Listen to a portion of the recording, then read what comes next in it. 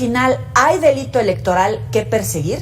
Héctor Díaz Santana, exfiscal de la Fiscalía Especializada para la Atención de los Delitos Electorales y profesor en el Instituto Politécnico Nacional y la UNAM, evidentemente alguien con experiencia, trayectoria y a quien humildemente le estamos haciendo estas preguntas. Bienvenido, Héctor, gracias por estar con nosotros. Yaeli, muchas gracias a ti y un saludo a tu auditorio. Escuchando atentamente lo que dice Marcelo, ¿estaría reconociendo la comisión de algún delito electoral, alguna irregularidad, o es literalmente polaca? Mira, yo voy a empezar por la palabra que utilizaste, irregularidad. Este es un proceso que no está regulado en la ley electoral. ¿Qué quiere decir? Que en México, aunque tenemos leyes electorales sumamente descriptivas de todos los procesos, nunca se imaginaron que uno de los candidatos iba a generar, o una fracción política iba a generar tensión para en un momento dado poder adelantarse en actos de campaña. ¿Qué pasa?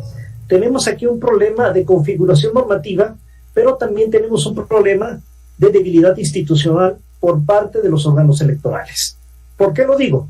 Porque la ley es muy clara. La ley dice que las precampañas inician en noviembre, ¿sí?, para seleccionar sus candidatos. Este proceso que le cambiaron, que sabemos que es para definir su candidato a la presidencia, esa línea delgada de elegir el representante de la Cuarta Transformación no existe. ¿Y qué pasa?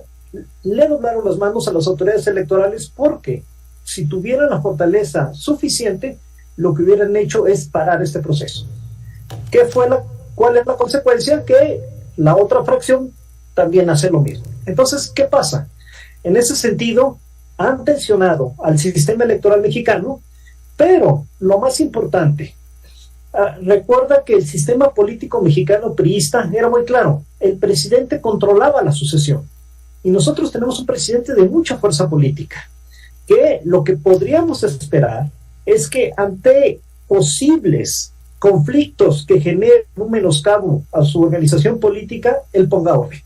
Anteriormente el presidente decía quién era candidato y todos los demás se callaban y les daban o les repartían posiciones. Ahora, a pesar de que tenemos un presidente muy fuerte, nos está dejando jugar. Y ese es un gran riesgo. Que si iban a pelear entre ellos, era normal, ¿sí? En un proceso electoral, y yo le comentaba a un amigo que tengo 25 años participando en diversos países, no he visto una campaña interna que sea totalmente limpia. Aquí el problema es que los actores políticos de una misma organización, ellos mismos hacen trampas. Híjole, está re buena la entrevista y nos está fallando el internet. Ahí ya lo escuchamos. Y te pongo un ejemplo. ¿De dónde está saliendo el dinero para pagar espectaculares? ¿De dónde está saliendo el dinero para pagar bardas? ¿De dónde está saliendo el dinero para brigadas? No lo sabemos. Y eso es totalmente irregular. Te contesto a la pregunta de los delitos electorales. Los delitos electorales son de estricta aplicación. ¿Qué quiere decir? Que los tipos penales se tienen que ajustar perfectamente a la conducta.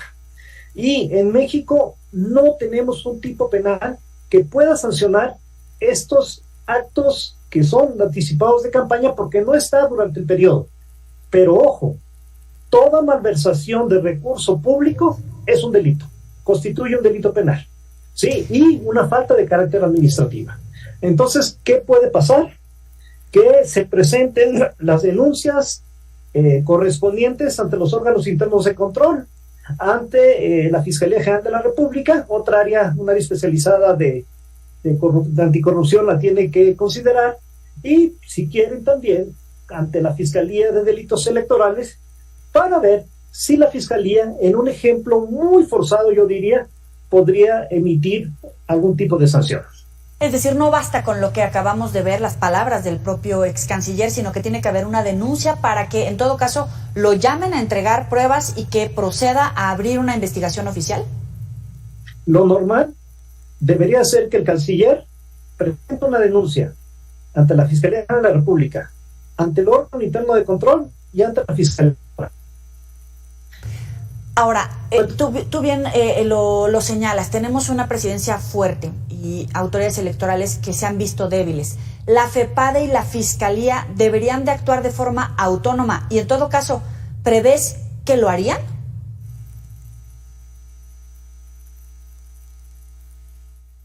Tenemos problemas aquí con la comunicación. Es muy interesante estos puntos porque queremos acercarles la información, que ustedes se formen un criterio sobre lo que está sucediendo.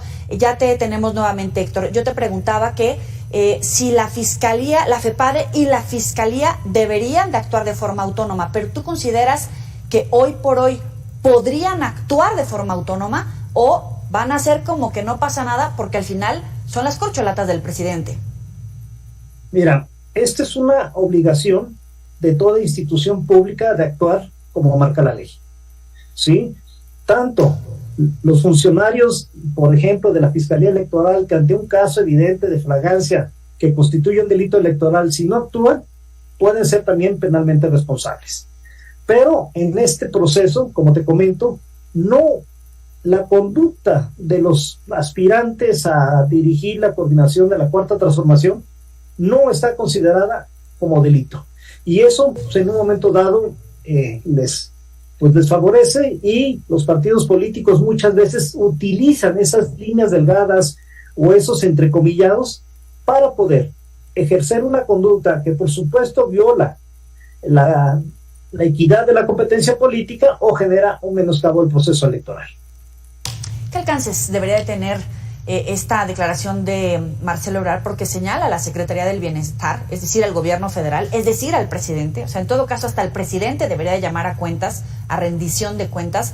¿Y cómo impacta a la campaña, que no es campaña, como bien decías, de Claudia Sheinbaum? Pues mira, lo importante es saber qué va a hacer en esos últimos días. Si las encuestas publicadas le dan una ventaja muy amplia a Claudia Sheinbaum, yo creo que Marcelo Ebrard va a utilizar todo el tipo de estrategias para poder en un momento dado hacer una competencia mucho más equilibrada.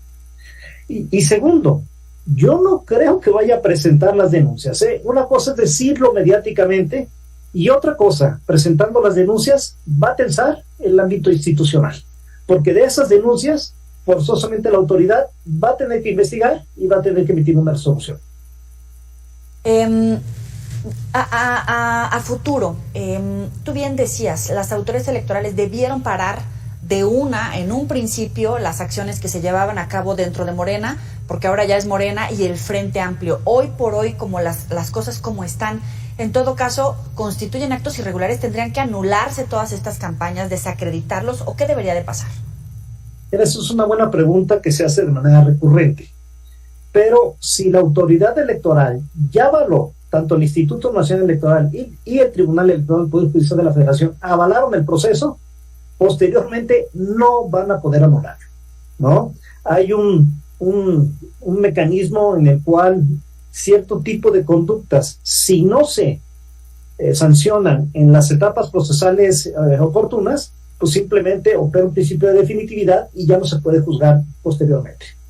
¿Qué precedente está sentando la autoridad electoral con estas omisiones, con estas inconsistencias de cara a los comicios del 2024? Porque puede haber alternancia, estamos hablando de legitimidad, no solamente en los procesos electorales, sino para quien resulte ganador, incluso estabilidad política.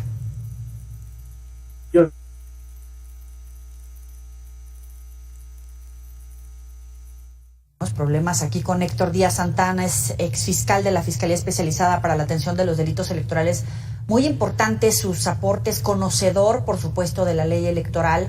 Héctor, te preguntaba, ¿qué precedentes sientan las autoridades electorales de cara a los comicios del 2024 cuando hablamos, por supuesto, de legitimidad de las elecciones, de la legitimidad de quien resulte ganador? Tenemos que despedirlo. Es Héctor Díaz Santana, exfiscal de la Fiscalía Especializada para la Atención de los Delitos Electorales. Por desgracia ya no pudimos restablecer la llamada, pero usted puede recuperar estas entrevistas en los próximos espacios informativos y, por supuesto, en las redes sociales. Usted tome nota de lo que está pasando. Son los políticos que hacen leyes desde la legislatura, en la Cámara de Diputados, en la Cámara de Senadores, que gobiernan y que después violan las leyes que ellos aprobaron, que ellos votaron, y que al final se hacen trajes a la medida, literalmente impunidad política. Esto fue lo que